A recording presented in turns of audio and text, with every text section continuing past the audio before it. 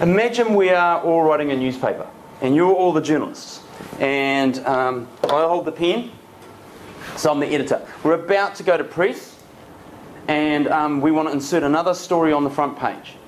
Do I go around to each one of you and ask you to take off 200 words off your story? No, we don't have time for that.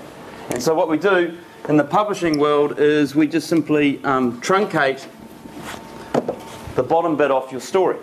And this is the same thing with pitching. You never know when you're going to be cut off. You never know when you're going to be chopped off at the knees. And so what you've got to do is put all the important information right at the top. And it's a bit like this. When I read a paper on the weekend, I'm a big picture kind of guy. I go through the paper, I read all the headlines. If I'm lucky and I get enticed by it, I might read the first sentence.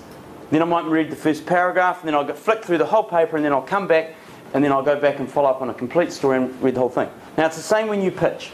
When you pitch, one of the big goals here is how do we get a series of little sound bites that'll take between 1 and 3 minutes, which tells the complete story. How do we get the complete story in a series of sound bites? These little sound bites, 10 to 30 seconds. 10 to 30 second little sound bites about your business, about your proposition, which bait the audience to say, hey, I want to know more. The big problem, of course, is we all very easily get distracted.